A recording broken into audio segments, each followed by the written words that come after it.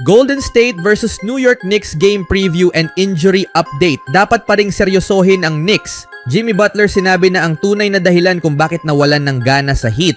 Golden State Warriors versus New York Knicks game preview and injury update. Ang nakapapasong araw ng California, ang elektrisidad sa hangin ng Chase Center at dalawang koponang handang magbigay ng basketball spectacle. Magho-host ang Golden State Warriors sa New York Knicks sa isa sa mga pinakakapanapanabik na laban ngayong Marso sa NBA. Sa isang panig, ang batikang Warriors bihasa sa paglalaro sa ilalim ng matinding presyon. Sa kabila naman, ang agresibong Knicks na ngayong season ay parang isang makapangyarihang trend.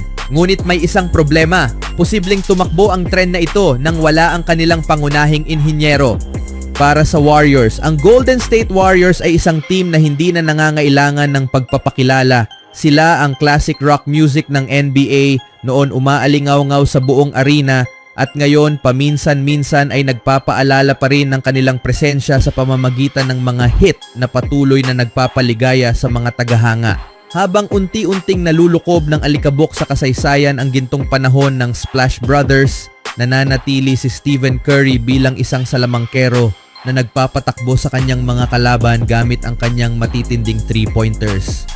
Hindi lang simpleng shooting ang kanyang mga basket, ito ay mga kahanga-hanga. Ang mga fans ay pumupunta sa kanyang mga laro na parang dumadalo sa isang exhibit ng modern basketball art. Umaasang makakakita ng panibagong obra maestra mula sa distansyang kung saan ang iba ay baka bumili na lang ng hotdog.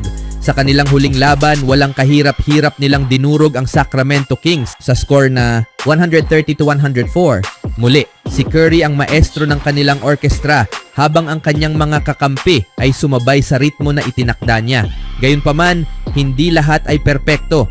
Kung mayroong wrestling federation sa basketball, minsan ay tila kahalintulad ng Warriors ang mga veteranong WWE stars. Cool pa rin, ngunit hindi na kasing lakas tulad ng dati. Ang pangunahing alalahanin ay ang kanilang depth. Oo, kamakailan lang si Brandon Podziemski ay nagpaalala sa atin ng isang Zippo lighter sa kamay ng isang rock concert fan. Maliwanag, mainit at laging handang pasiklabin ang laro. Ngunit may maliit na problema. May iniindang back injury si Podziemski at ang kanyang paglahok sa susunod na laban ay malabo. Kung hindi siya makakalaro, kailangan ng coaching staff na gumamit ng Plan B o baka pati Plan C, depende sa lagay ng kanilang bench. Si Draymond Green naman ay nananatiling isang manlalarong kayang gawin ang lahat, shooting, manalo, at kahit makipagtalo sa referees na parang nag-audition para sa isang debate club. Ngunit sapat ba ang kanyang consistency? Isa pang mahalagang piraso ng team ay si Buddy Hield, ngunit ang kanyang laro ay parang fireworks. Pwedeng sumabog sa matinding performance o tuluyang mawala ng hindi nagiiwan ng bakas. Sa hinaharap ay isang mahirap na laban kung saan bawat sandali ay maaaring maging mahalaga. Kaya bang gampanan muli ni Curry ang papel ng superhero na desperadong kailangan ng Warriors? May ibang magtatayo ba ng depensa habang ang kanilang bench ay parang isang soap opera, kapanapanabik ngunit hindi palaging epektibo? Ang mga sagot ay nasa loob ng court, ngunit sa ngayon, ang tanging magagawa natin ay hintayin ang susunod na palabas ng Warriors para naman sa New York Knicks. Kung hindi mo pa napagtanto na ang Knicks ngayong season ay hindi lang isang koponang nagkataong napadpad sa itaas ng Eastern Conference, oras na para imulat ang iyong mga mata. Pinatunayan ng New Yorkers na sila ay isang puwersang dapat seryosohin, hindi lang isang grupong basta makakapasok sa playoffs at matatanggal agad sa unang round, parang candy na natutunaw sa mainit na tsaa. Ngunit ngayon, isang malaking dagok ang tinanggap ng Knicks at hindi ito sa depensa kundi sa pinakapuso ng kanilang opensa. Si Jalen Brunson, ang maestro ng kanilang basketball symphony, ay out dahil sa ankle injury. Parang isang orchestra kung saan biglang nasira ang piano at sa halip na konduktor, isang lalaki na may hawak na marakas ang pumalit.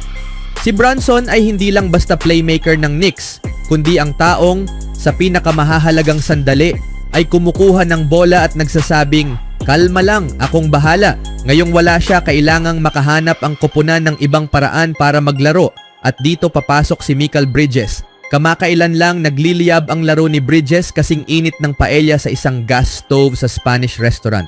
Sa kanilang huling laro, nakapagtala siya ng 33 puntos, 4 na rebounds, 4 na assists, isang block at isang steal.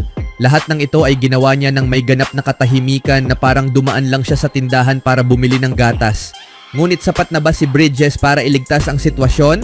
Ang Knicks ay hindi solo guitar, sila ay isang buong orkestra, kaya't si Josh Hart ay may malaking papel ding gagampanan. Isa siyang manlalarong handang tumakbo, tumalon, lumaban, at kung kinakailangan nguyain ang hardwood, bagamat sana'y hindi umabot sa ganoon. Ang kanyang enerhiya at agresyon ay maaaring magbigay ng spark na kailangan ng Knicks sa kawalan ni Brunson. Ang kanilang nakaraang laban ay isang nail-biter kung saan nanalo sila laban sa Portland Trail Blazers 114-113 in overtime. Isa itong laban ng nerbiyos kung saan ang bawat fan ng Knicks ay dumaan sa lahat ng yugto ng basketball stress. Mula sa kayang-kaya natin to hanggang sa patay nasira natin to at pabalik sa yes nanalo tayo.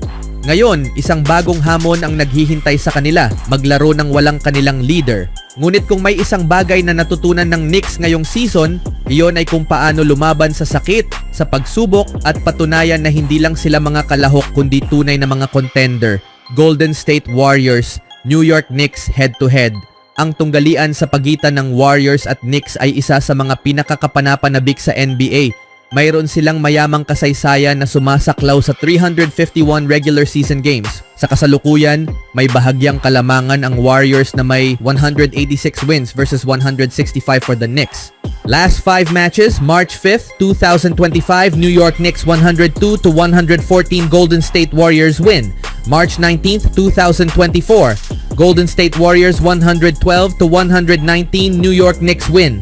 February 30th, 2024, New York Knicks 99-110 for Golden State Warriors. December 21st, 2022, New York Knicks win with 132-94 Golden State Warriors. November 19th, 2022, Golden State Warriors win with 111-101 New York Knicks. Bagamat may bentahe ang Warriors sa kabuuan, ipinapakita ng mga nakaraang laban na kaya ng Knicks makipagsabayan sa kanila. Lagi itong mabilis at puno ng emosyon para sa mga fans. Ano sa tingin nyo sa laban na ito mga kaibigan? Sa ibang balita naman, kailangan ng Golden State Warriors ng isang star para tumulong kay Steph Curry, kaya't ang front office ay tumatawag sa iba't ibang koponan sa liga bago ang trade deadline. Matapos halos makipagkasundo upang makuha ang star ng Phoenix Suns na si Kevin Durant, napunta ang koponan kay Jimmy Butler, ang hindi na masayang star player ng Miami Heat. Sabihing maganda ang naging resulta ng trade ay isang maliit na pahayag lamang dahil 2 beses lang natalo ang Warriors mula nang dumating si Butler sa San Francisco. Isa sa pinakamainit na koponan ngayon sa NBA, nagkaroon ng positibong epekto ang pagdating ni Butler sa buong team. Ayon sa isang ulat mula kay Mark J. Spears, ibinunyag ni Butler ang dahilan kung bakit niya nais umalis sa Miami. Si Butler ay humiling ng trade dahil naramdaman niyang ang Heat ay kumikilos sa isang direksyon na hindi siya kasama at nais niyang mas pahalagahan siya, ayon sa mga sources. Ang 4 na beses ng NBA All-Star ay humiling ng trade mula sa Heat sa kanyang ika-7 season sa prangkisa, sabi ni Spears. Mula nang ipagpalit si Butler, hindi naging maganda ang sitwasyon para sa Heat na nanalo lamang ng 4 na laro mula ng All-Star break. Nakakita ako ng isang grupo na gustong maging bahagi ako nito, sabi ni Butler. Iyon lang naman ang hinahanap mo sa buhay, hindi lang sa liga. Sa anumang bagay, gusto mong maramdaman na ikaw ay nais nilang makasama. Ang kailangan ay isang pangangailangan. Ngunit ang gusto ay isang pagpili na isama ka sa isang bagay. Sa tingin ko, iyon ang pinakamataas na anyo ng respeto.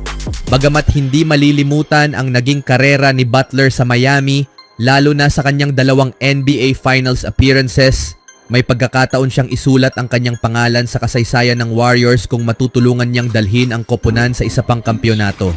Anong masasabi niyo mga kaibigan? Even when you feel low, you can still go. Even when you feel slow, you can still go. Even when there's no hope, you can still go. I never answer to no, man, I still go.